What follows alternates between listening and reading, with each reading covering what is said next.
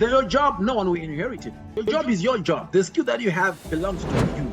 It cannot be inherited. So your job can actually go to jail. And you need to find a solution of getting out of that jail, right? You have to jump out of the jail and jump into equity. You have to be delivered from this jail. Hello, everybody. Welcome to my channel. I am Gibson Skalke, a value creation strategist and aspiring billionaire on a mission to turn your dreams into millions. Let us create value and build legacies and make millions together.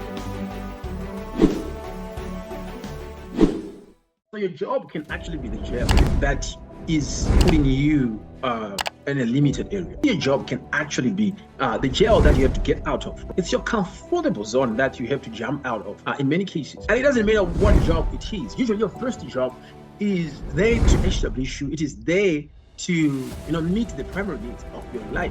And I'm not, I agree with people when they say get the first job as soon as you can and get the job that is there, right? Just attack the opportunity that you're seeing as soon as possible, and make sure you can pay the bills, and make sure you can feed your family, you can feed yourself, and move forward. But that same job, you should not keep it forever. You should not keep it for more than 3 years. You should not keep it for more than 5 years. You should not keep it for 10 years, unless if it is a very good job and it is a dream job that you were always wishing to have. But in most cases, your first job is just there to actually, just make sure that your feet stand strong and you're well established and you have a shelter over your head and you can feed yourself and maybe your family. You have to attack that with some kind of strategy and clarity, because as people say, follow your passion. I don't think for your first job you can actually say follow your passion, because you are trying to make things work for you. You're trying to be established, and what is needed there is a job that can pay bills. I think the follow your passion mantra should happen maybe after your first $100,000, maybe depending on where you stay, or even maybe after your first $50,000, depending on the country where you are. But for other people, depending on also with that first job, maybe after your first million, right?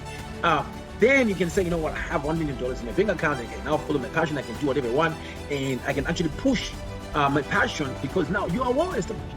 And that's exactly maybe you should be thinking like. And then when it comes to that job can actually be your jail, and you need to find a solution of getting out of that jail, right? You have to jump out of the jail and jump into equity. You have to be delivered from this jail so that you can actually participate and live in an area of where you own stuff, where you own things. You might not own 100% of your company, but you should have a stake in a company. If you're working for a company, maybe you should work for a company where you have some kind of shares, or some kind of profit sharing, or some kind of equity in one way or the other. Or maybe you're being paid actually based on commission. Maybe you're doing sales, you're doing marketing, and you're being paid on performance basis. If you bring 100 clients, we'll give you this much. Now, you don't necessarily have equity at that point in time, but you know what? You're being compensated directly for the performance that you are actually doing and the impact that you're bringing to the company. So listen to this. If you're still being paid on a regular basis without performance inside, you are actually being underpaid. You're actually being underpaid. And you most likely you are also underperforming. You're not putting yourself in a place where you can actually push yourself to do better.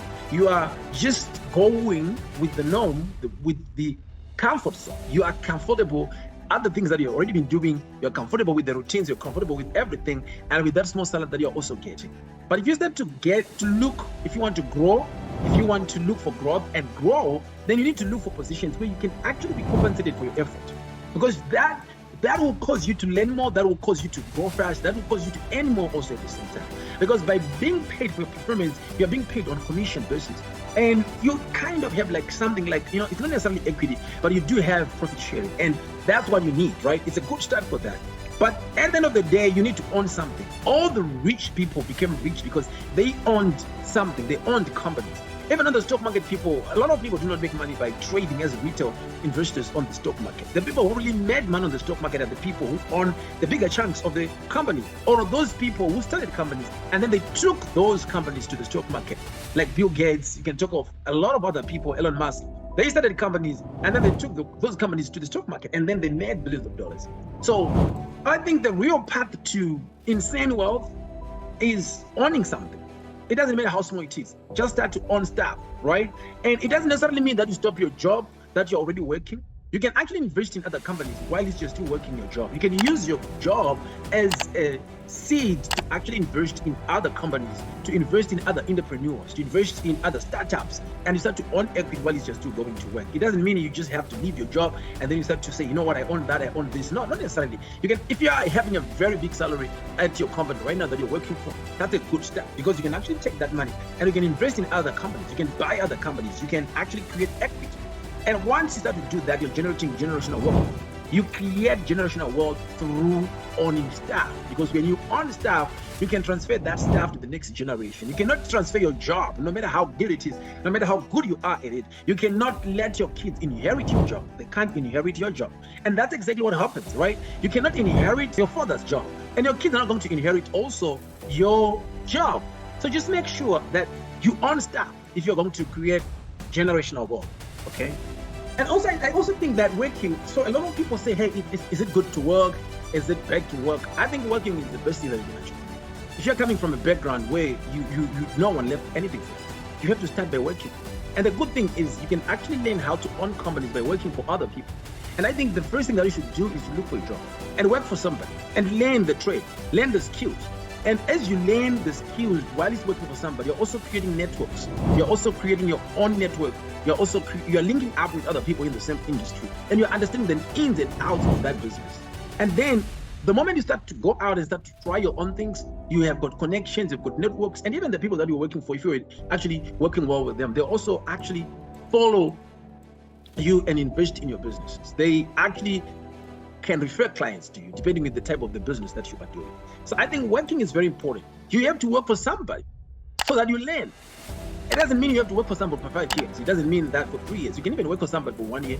You can work for somebody for 6 months and do just an apprenticeship to learn the ropes. And then you jump out by yourself to do some stuff. That's exactly how it should work like. You work so that you get stability, so that you get knowledge, so that you learn, so that when you're doing your own stuff, you are doing less mistakes because you have learned from somebody else on how to do that kind of stuff. So going to work is a very good thing. It just needs to be done for a certain period of time. Unless if your job is giving you, you know what, 6 figures plus, unless your job is actually giving you a lot of money, then your job is a business. And then you need to take that money and also invest it into other things so that you can continue to own equity. But the thing that a lot of people forget is that your job, no one will inherit it. Your job is your job. The skill that you have belongs to you. It cannot be inherited by your kids or your grandkids. But what you can do with that skill is you can create organizations around that skill. You can actually use money that you're earning through your skill to invest in other businesses, to own equity in other companies, to buy businesses, to start internet empires, online media companies, online empires. And then after that, you can actually create generational wealth through those companies. So the underlying thing here is, yes, you have to work, but for a period of time while you're learning and growing and getting money and saving money so that you can start your own thing, so that you can actually own equity in other stuff. You might not necessarily start a business, but you can buy a business. You might not necessarily buy a business, but you can invest in a business. You might not necessarily invest in a business in such a way, but you can get commission while at least you are working for somebody. And you can then take that commission and invest it on the stock market. You can invest in many other products. At the end of the day, you should own some stuff.